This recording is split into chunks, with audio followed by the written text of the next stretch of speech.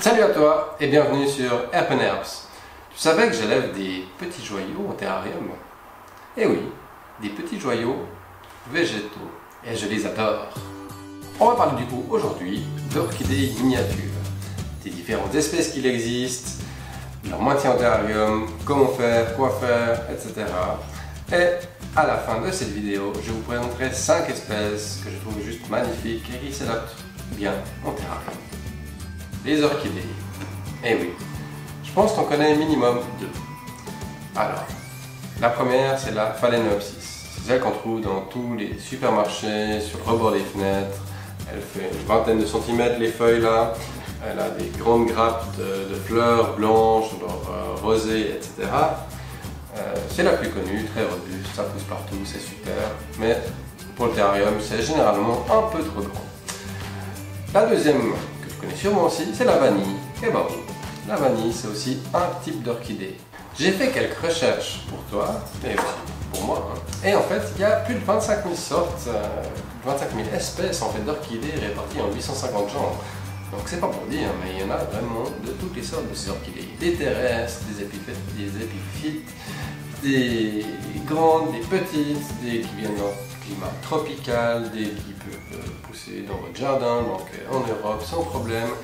Il y en a vraiment partout et de toutes les sortes. Du coup, on va pas s'étaler dans trop les détails, sinon on va vite se perdre, mais on va plutôt particulièrement parler de ces petites orchidées qui s'adaptent bien en terrarium. La première chose, c'est toujours évidemment de se renseigner sur quelle espèce vous achetez ou vous les mettez dans votre terrarium. Deuxième chose, c'est de savoir est-ce que votre terrarium sera dédié à une sorte d'orchidée ou est-ce que c'est un terrarium qui va maintenir, vous allez maintenir des amphibiens, des chondrobates ou bien d'autres grenouilles et vous voulez y mettre une orchidée. Donc nous, on va plutôt parler de ce cas-là, donc des cas où vous avez déjà un amphibien qui va se maintenir entre 22 et 30 degrés par exemple, et vous voulez ajouter dans votre terrarium une orchidée. On peut quand même faire quelques généralités sur le maintien des orchidées en terrarium. C'est que déjà elles aiment la lumière, mais pas la lumière directe. Donc ne la mettez pas directement sous un spot, donc plutôt de côté, mais toujours avec de la lumière évidemment. Elles aiment aussi de l'air. Brassement d'air. Si vous avez un terrarium, mettez des petits ventilateurs de PC par exemple qui vous fait un peu tourner l'air de votre terrarium. C'est super bénéfique sous vos plantes. N'allez pas étouffer votre orchidée en la mettant sous 5 bromélias, sans air, sans rien. Elle ne va pas trop le supporter. Un gros problème également vient de l'arrosage. En terrarium tropical, on parle souvent plus, de l'humidité, on parle d'être trempé. Alors, c'est souvent même pas forcément bon pour les animaux, mais alors pour les orchidées, alors là c'est le pire. Vous allez faire pourrir les racines rapidement si vous la mettez directement sous vos bus de brumisation, ça va pas le faire non plus. Beaucoup de ces orchidées sont en fait épiphytes. Ça veut dire qu'en fait elles grandissent sur un support qui est généralement d'ordre végétal, sans aucun substrat en fait. Au contraire des orchidées terrestres qui elles vont vraiment grandir dans la terre ou dans un substrat. Donc vous pouvez par exemple directement les mettre sur une écorce de liège, une racine de mangrove, sur votre paroi du terrarium, sur une plaque de saxime, etc. Donc sans substrat. Ne mettez jamais une orchidée épiphyte directement dans votre substrat. Les racines vont pourrir en une semaine. Donc ça c'est à ne pas faire. Donc moi, comme je disais, j'aime bien l'écorce de liège. Vous pouvez l'attacher simplement avec un morceau de fil de fer ou bien un morceau de nylon. Parfait.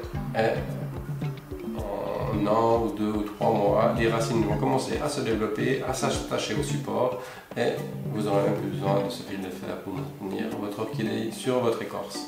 Elles grandissent aussi super bien, comme je le disais, sur les parois d'un terrarium.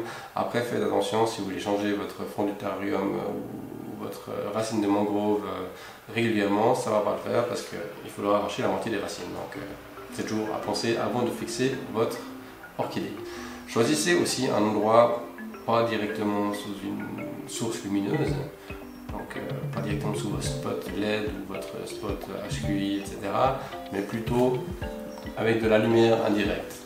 Évitez aussi le trou noir tout au fond du terrarium sous 4 grosses bromélias. Généralement ça ne va pas le faire. Alors l'arrosage, comme j'ai dit auparavant, c'est souvent le gros problème, hein, même pas seulement pour les orchidées, mais pour les autres plantes. Hein. Ça arrive souvent que les débutants arrosent simplement beaucoup trop. Donc, beaucoup trop de brumisation, beaucoup trop d'arrosage, ce qui vous fait en fait ce qui a pour effet que les racines pourrissent. Donc là, je dirais même une brumisation par jour indirecte suffira. Au final, moi je suis pas un pro des orchidées, hein. J'ai appris en lisant des livres, j'ai appris en faisant mes propres expériences. Et au final, ce que je trouve le plus facile, c'est que quand je mets des orchidées dans un terrarium, je choisis un emplacement aussi qui est simplement pas du tout dans le champ d'une buse et je les arrose manuellement moi-même. Comme ça, en fait, j'arrive à gérer en fait cet arrosage, donc qui peut s'espacer des fois même une fois par semaine. S'il y a assez d'humidité dans le terrarium, c'est suffisant, suivant quelle espèce. Après, vous allez me dire suivant quelle espèce, bah oui, suivant quelle espèce. Alors on peut faire de nouveau quelques petites généralités. Il y a des orchidées qu'on dit à bulbes. Donc généralement ces orchidées, vous voyez, elles ont une sorte de petits bulbes à leur base. Et ensuite, le reste de la feuille va se développer. Alors, par exemple, les bulbophyllums. Ça, c'est clair, il y a un bulbe. Et ce bulbe fait en fait office de réserve d'eau. Alors, ce genre-là, en fait, va avoir moins besoin d'arrosage qu'à l'opposé d'autres espèces qui n'ont pas ce bulbe. Par exemple, Masdevallia, Restrepia, Pleurotalis n'ont pas du tout de bulbe, c'est simplement des feuilles. Et celles-là demanderont vraiment être humides régulièrement, très souvent, et ne pas sécher entre deux parce qu'ils auront beaucoup moins de réserve d'eau qu'une plante, une orchidée à bulbe.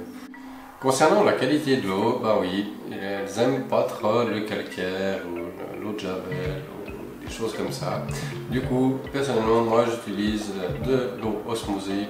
Quelque chose qui est bien pratique, que j'utilise par contre ça que dans les terrariums pour orchidées, c'est ces nébulisateurs d'eau en fait, nébulisateurs, brumisateurs. Donc il va faire une sorte un petit fog là, un petit nuage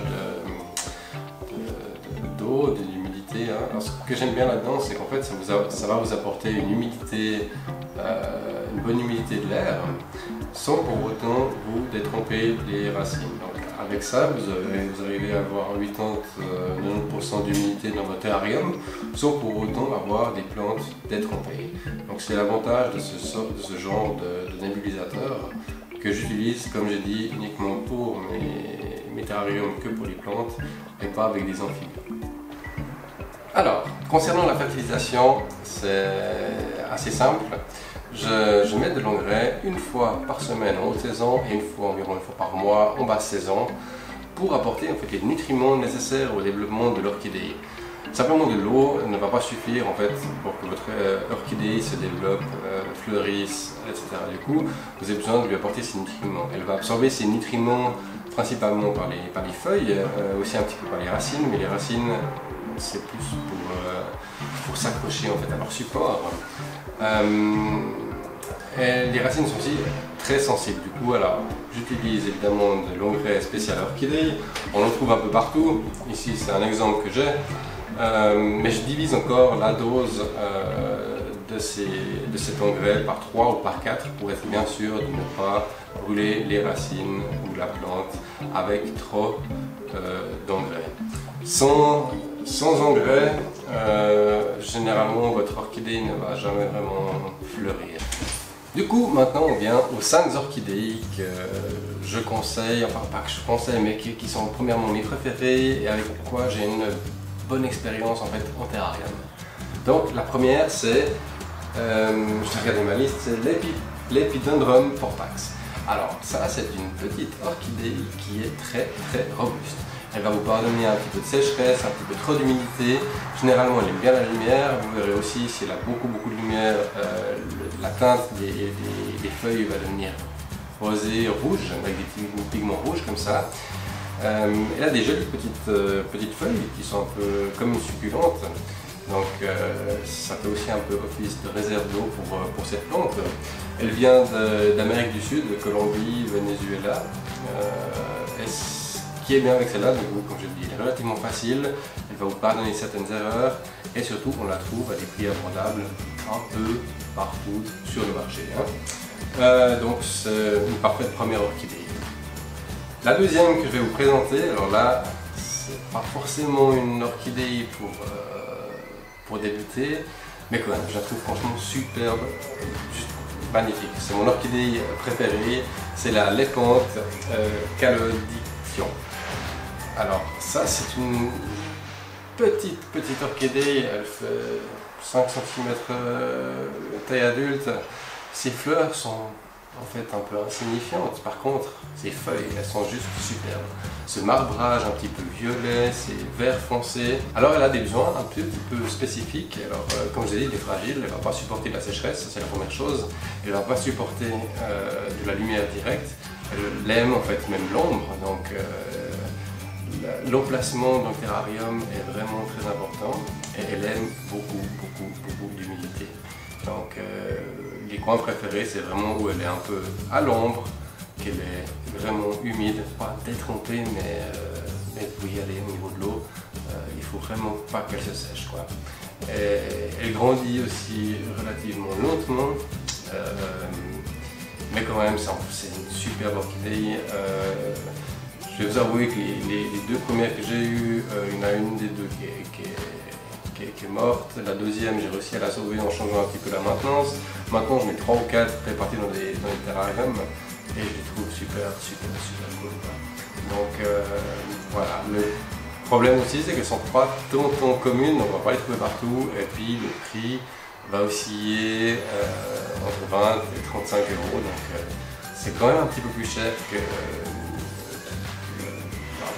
la moyenne des petites orchidées.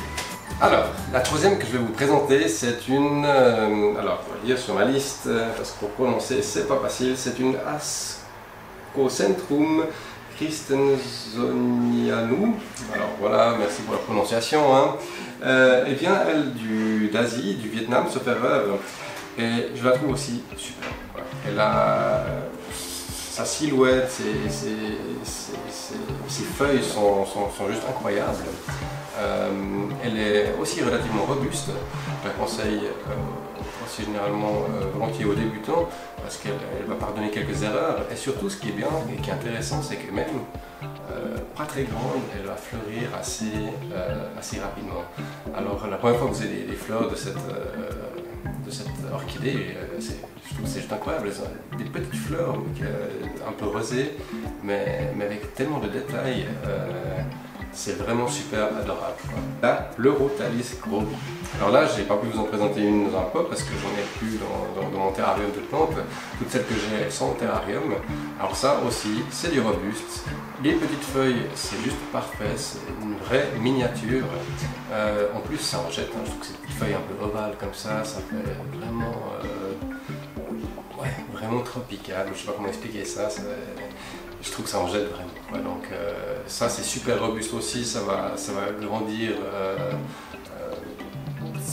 bien un peu à l'ombre ou un peu plus à la lumière, pas trop de soucis. Elle va supporter aussi pas mal d'humidité.